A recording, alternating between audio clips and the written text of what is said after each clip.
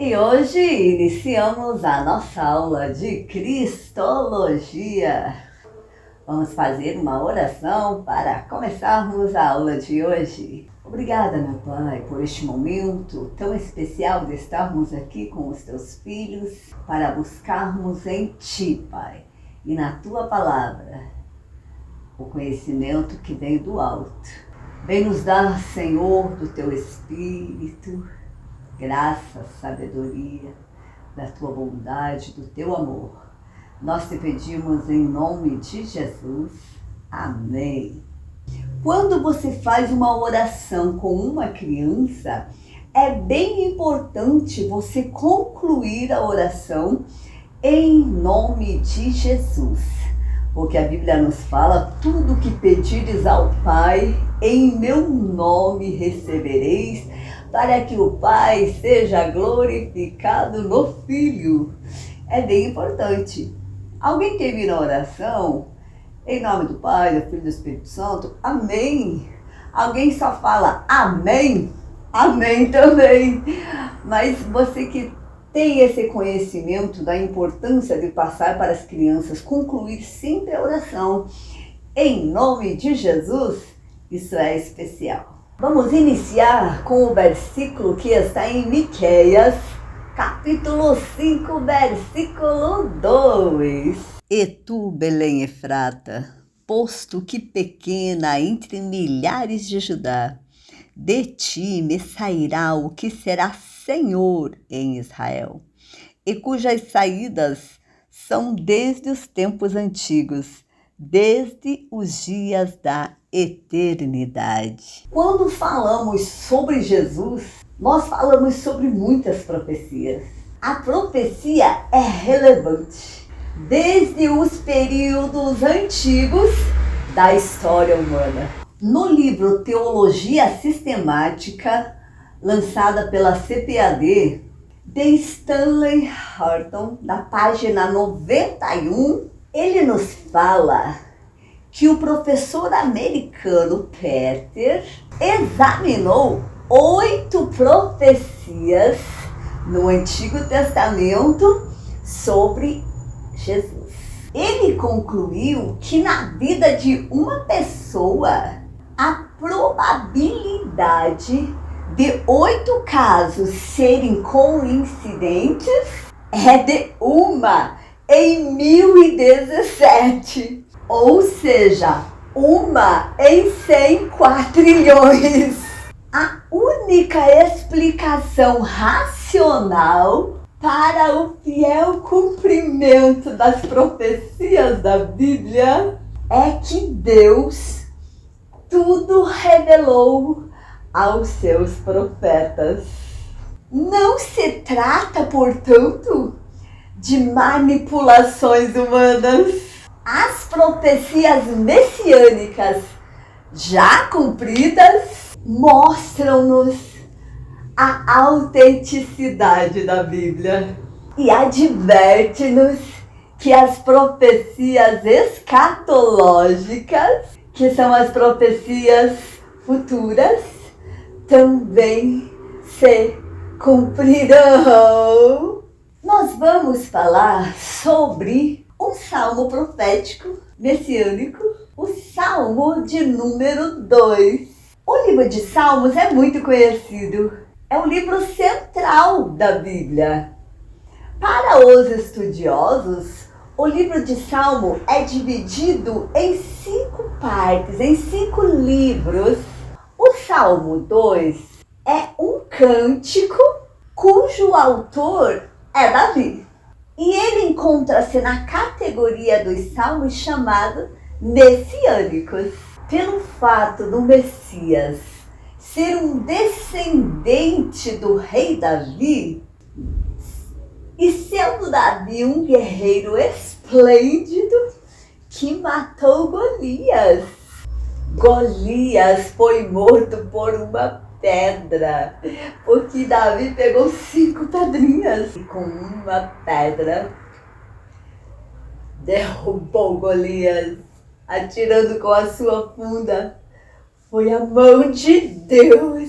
E por esse motivo, os judeus esperavam que um Messias, vindo da descendência de Davi, seria um político que os libertaria do domínio do Império Romano.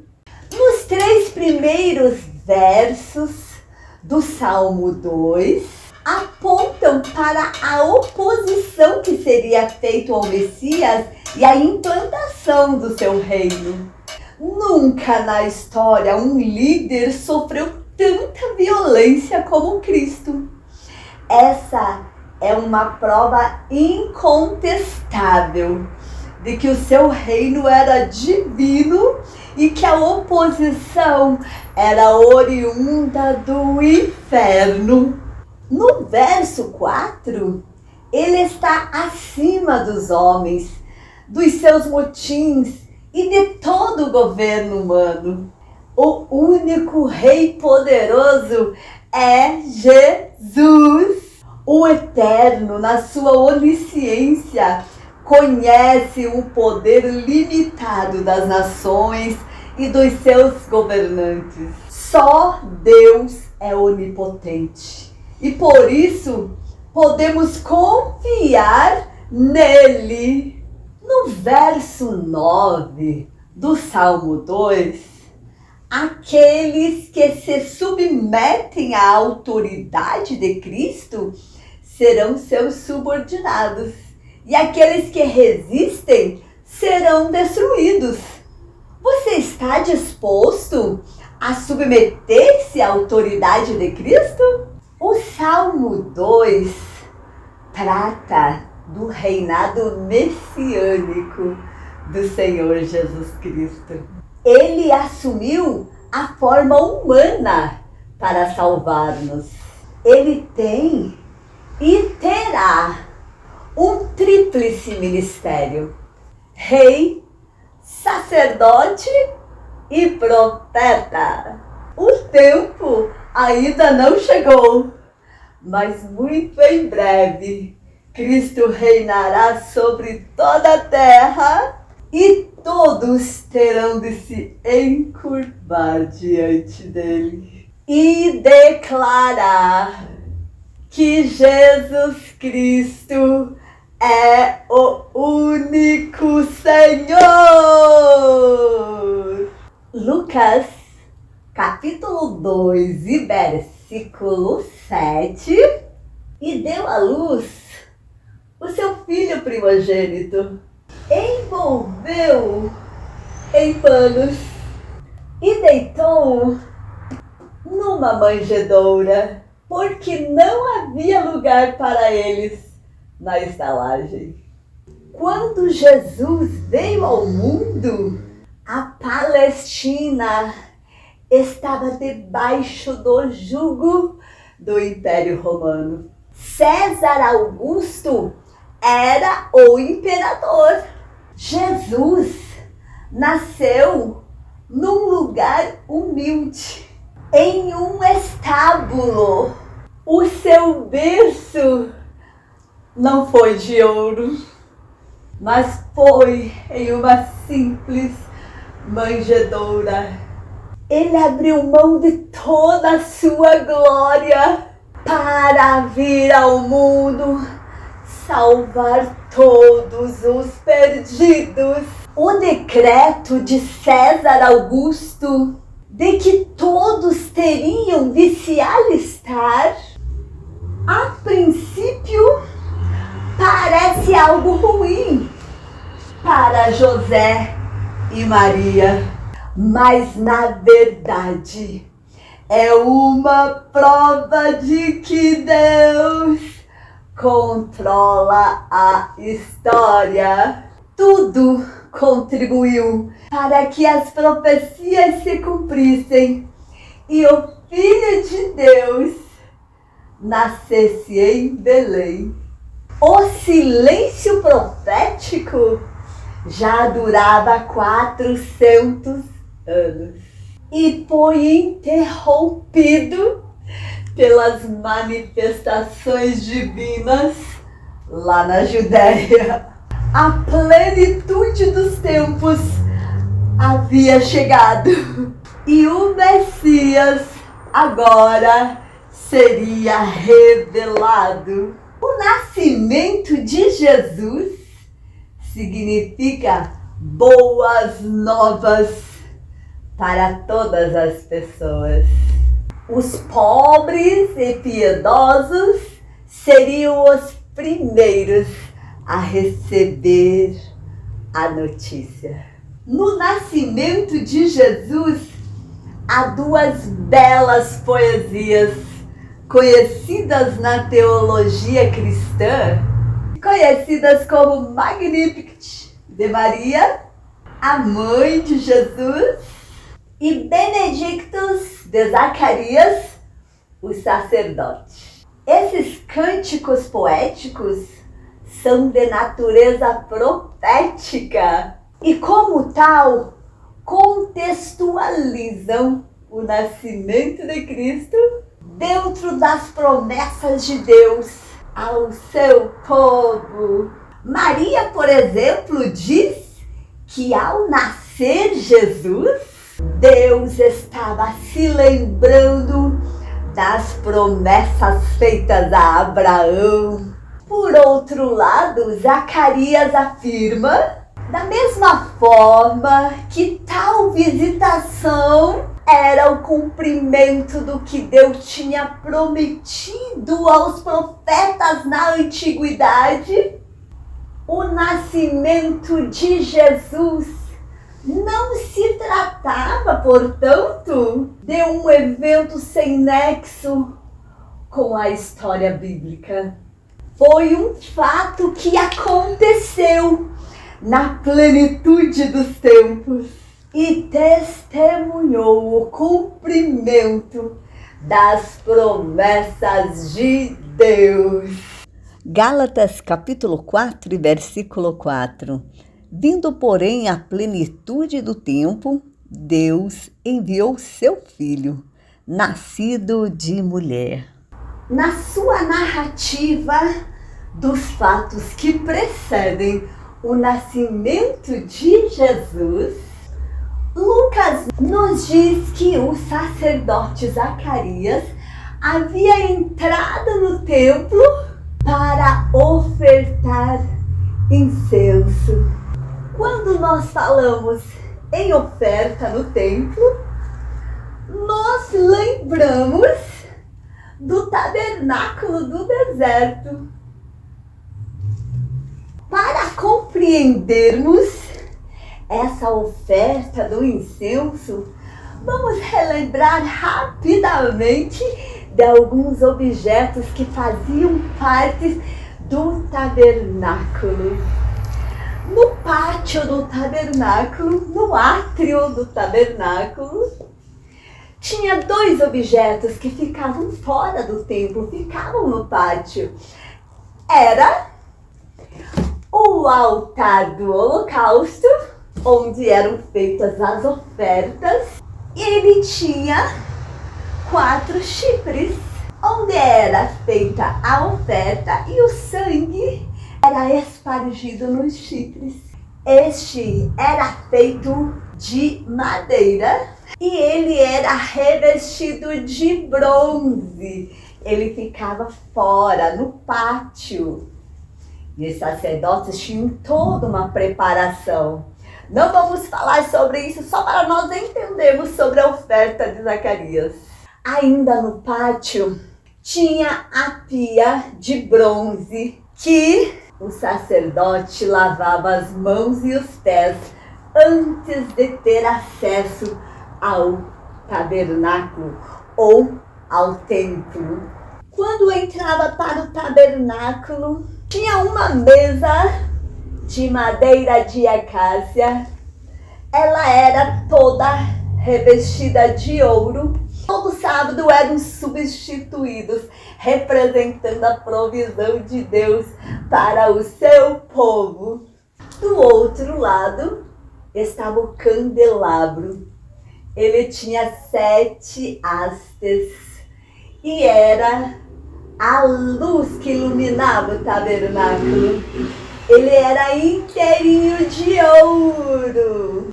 O altar do incenso, ele também era feito de madeira, mas ele era todo revestido de ouro e ele ficava na frente da cortina que dava acesso ao Santo dos Santos. E aqui não era feito fogo, era trazido as brasas do altar. E sobre essas brasas era derramado o incenso. O cheiro suave subia até a presença do Senhor. Era a oferta que o sacerdote fazia. Como eram muitos sacerdotes, eles tinham uma escala de trabalho. Não vamos falar sobre seus significados, mas só para trazer a nossa memória o porquê do sacerdote estar ofertando o incenso naquele horário que o anjo apareceu para ele. E atrás da cortina ficava o Santo dos Santos, a Arca da Aliança, aonde o sumo sacerdote podia entrar apenas uma vez por ano para fazer a oferta de expiação. A queima do incenso fazia parte do ritual do templo e acontecia de manhã e à tarde. Foi em um desses turnos que o anjo apareceu a Zacarias para informar-lhe que a sua oração havia sido ouvida pelo Senhor e que a sua mulher, Isabel, teria um filho e cujo nome seria João. João, o Batista, seria a voz que clama no deserto e precederia o Senhor, preparando-lhe o caminho. Cerca de 6 meses após o anúncio do nascimento de João, o anjo Gabriel é enviado a Nazaré, o lugar onde morava José e sua noiva Maria. Quando Jesus nasceu, uma mensagem angelical foi anunciada aos pastores que cuidavam dos seus rebanhos. Lucas capítulo 2, versículo 52. Jesus crescia em sabedoria, estatura e em graça diante de Deus e dos homens. O nosso Senhor foi uma criança comum, crescendo, desenvolvendo-se, como qualquer criança da antiga Palestina. Lucas destaca 2 fatos que são registrados da infância de Jesus: a sua apresentação no templo e Jesus no templo na sua adolescência aos 12 anos. Nós podemos ver fatos e regiões relacionadas à infância de Jesus. Em Nazaré, onde foi anunciado o nascimento de Jesus a Maria. Nas montanhas, a visita de Maria à sua prima Isabel. Em Belém, o censo, o nascimento de Jesus, o anúncio aos pastores, a circuncisão de Jesus aos 8 dias de nascido. Jerusalém, a apresentação de Jesus. E também onde aconteceu a visita dos magos, ele ainda estava em Jerusalém. Belém, Herodes deu o decreto e aconteceu a fuga de Jesus para o Egito. Após o retorno do Egito, Nazaré, onde Jesus passa a sua infância. E tem também, novamente, Jerusalém, entre os doutores aos 12 anos. E o retorno a Nazaré, dos 12 aos 30 anos, quando, a partir dos 30 anos, ele inicia o seu ministério. Em Lucas capítulo 2, versículo 40, o menino crescia. Jesus teve um crescimento normal. Era uma preparação para o cumprimento do seu ministério. No seu crescimento espiritual, Jesus não foi levado pelas paixões carnais da sua juventude. No crescimento intelectual, cresceu em toda a sabedoria, a ponto de confundir os autores da lei. O silêncio que precedeu o início da apresentação pública de Jesus não deve surpreender-nos. No Guia Cristão de Leitura Bíblica, na página 28, encontramos: os primeiros anos de vida de Jesus foram tão normais que as pessoas que o viram crescer ficaram surpresas pelo fato de ele poder ensinar com autoridade sobre Deus. Achavam que era apenas um carpinteiro como José. Jesus, aos 12 anos, já era consciente da sua filiação divina. No entanto, foi obediente aos seus pais em tudo. O limitado relato bíblico que temos sobre a infância de Jesus é plenamente suficiente para a compreensão da sua vida. O compromisso do cristão só tem a ver com o que está escrito na Bíblia e não com especulações. Sobre o batismo de Jesus, a Bíblia revela que João opunha-se, dizendo: eu careço de ser batizado por ti e vens tu a mim. Em seu batismo, Jesus cumpriu toda a justiça. Evangelho de Mateus, capítulo 3, versículo 15. Jesus, porém, lhe respondeu: consente agora, porque assim nos convém cumprir toda a justiça. Então ele consentiu. Mesmo sem ter cometido qualquer pecado, o Senhor Jesus identificou-se com a massa pecadora por meio do batismo.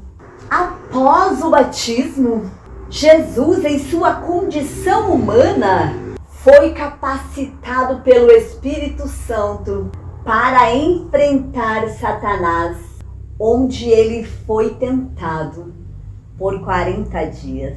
O nosso Senhor venceu as tentações e nos estimulou a fugir das pulsões carnais, do apego pelo poder e da possibilidade de usar as promessas divinas para causas próprias, em benefício de autoimagem. Jesus, ele escolheu 12 discípulos.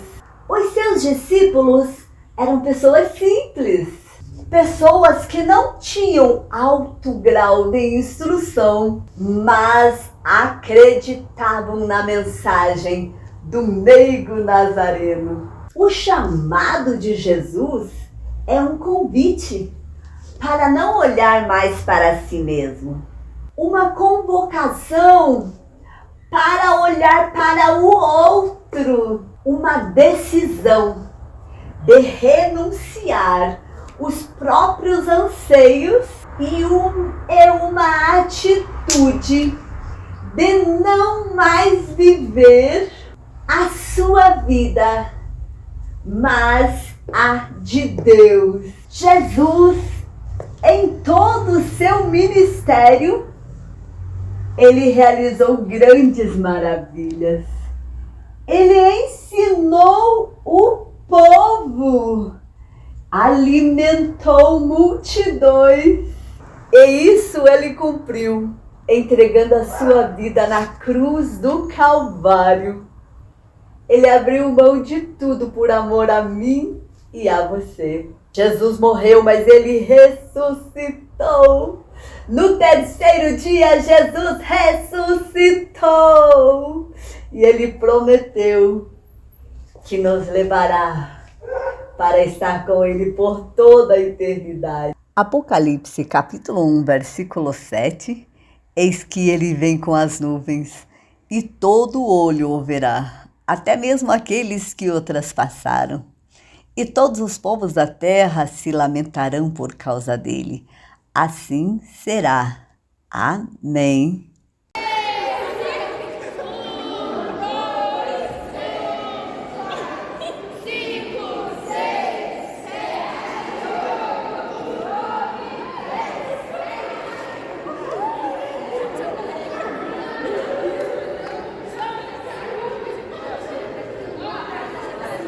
É melhor obedecer do que sacrificar.